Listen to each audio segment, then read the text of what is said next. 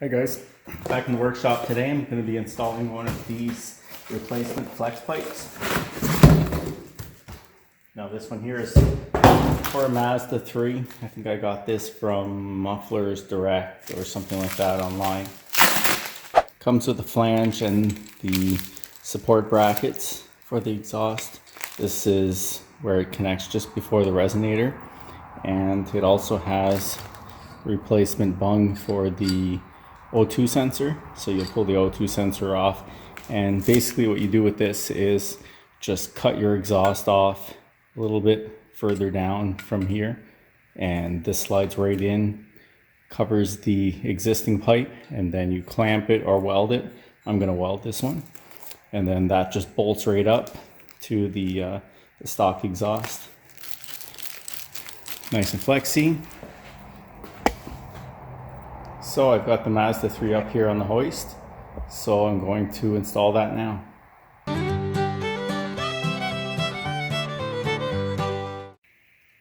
Okay, so before we get started, we're just going to take a look at what comes in this kit. So we get a U-bolt, which I'm a welder, so normally I would weld these, but I've read that these U-bolts work quite well, so that's a much easier option. So I'm going to try this first. We'll see how it seals. If it's not good enough, then I'll go back and weld it later. But we're going to give that a shot. Comes with a gasket for the other end. It connects to the rest of the exhaust, and some new bolts in case you have to cut off your old ones. But we'll see if we can get those out without cutting them.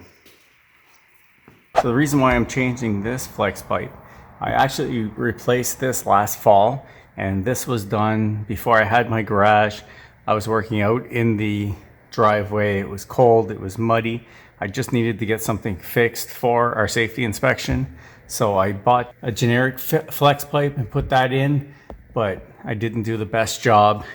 It fit really tight. I've got all the hangers unhooked now, so I'm looking to take that out, and I got the actual proper replacement for this, so we're going to put that in.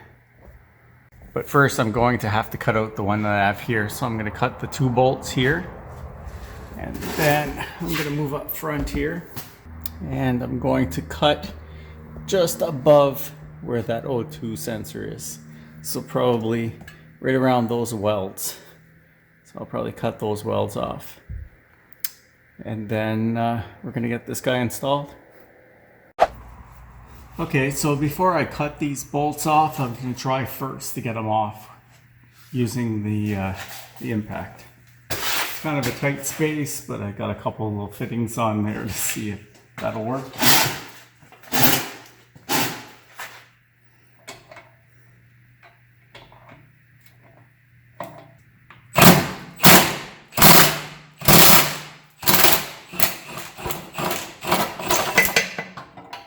Oh, that worked.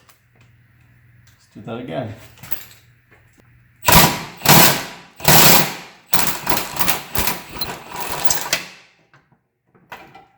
There, that's 2. That's a lot better than cutting. Well, the next step would normally be to remove that O2 sensor, but in my half-assed job the last time I welded this, I actually welded part of the nut on the O2 sensor to the exhaust. Just the way I folded the steel and cut it away, I had to fill a little gap there.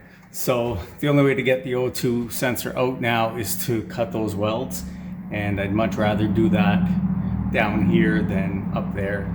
So I'm just going to cut the exhaust now, and then I'll be able to reach the O2 sensor better to cut that weld. So I'm going to cut this off now.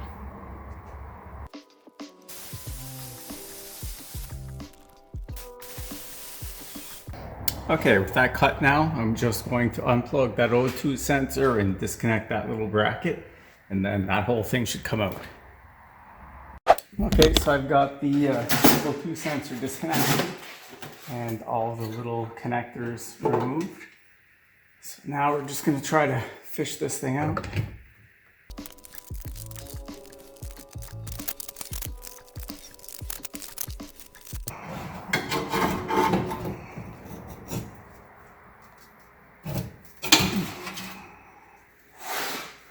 Okay, that was a little tricky, but we got it out.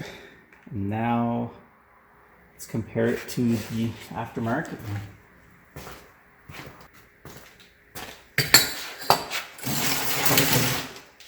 There. So we can see that wasn't too bad, a temporary fix. But I think what's causing a lot of the problems that I'm having is you can see the angle right here, how steep that flange turns up. And I think that was putting some torque on the motor and causing some vibration. If you remember my other videos, I've been tracking down the source of this vibration, and really it should have been a no-brainer. It started not long after I installed that, but I had to look at other options first. I tried moving some of the mounts around, some hangers, tried to take some stress off of there. It seemed all right, but we'll find out once we get this one in if that was the real culprit or not. But yeah, now we need to cut off that O2 sensor, get that swapped over, and then we can install this thing. Okay, so next I'm going to install the O2 sensor. So I already removed it from the old flex plate.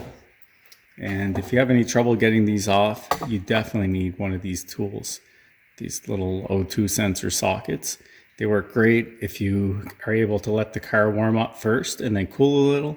They come off a lot easier, but I had no trouble getting this one off. So you might get lucky, but that tool definitely helps.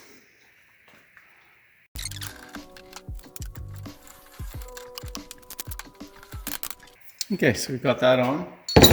Now let's go put this on the car. Okay, we're gonna try to squeeze this one in the way we got the other one out.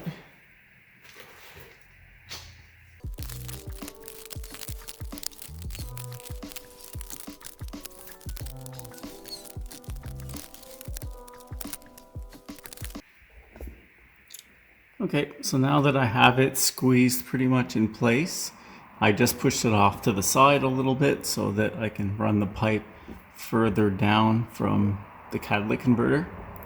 So now I'm going to slide that on first, and then I'll bolt up the rest of the exhaust with the gasket and make sure that that is all tied in and balanced so that there's no stress pushing forward on the motor or pulling back or anything.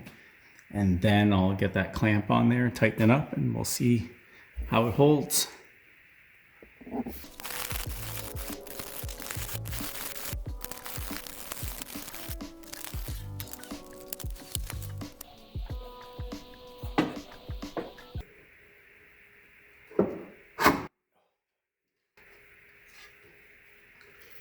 There, that finally slid on. There was a little bit of rust and some burrs on the back side, so I had to file all around to smooth it out. And then once I unhooked the exhaust hanger right there, I was able to move the exhaust over and straighten the flex pipe out just enough to get the right angle, and it slid right off.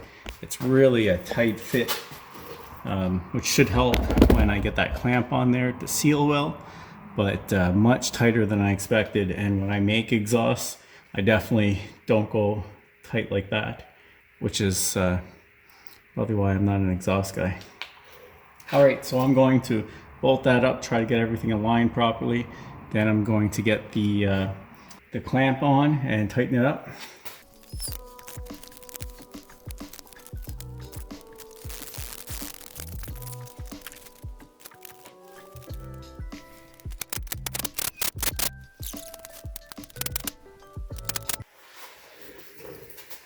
Okay, we're gonna give that a shot. Okay, so I got the car down and about to start it for the first time to see what it sounds like, and then I'm gonna go for a test drive.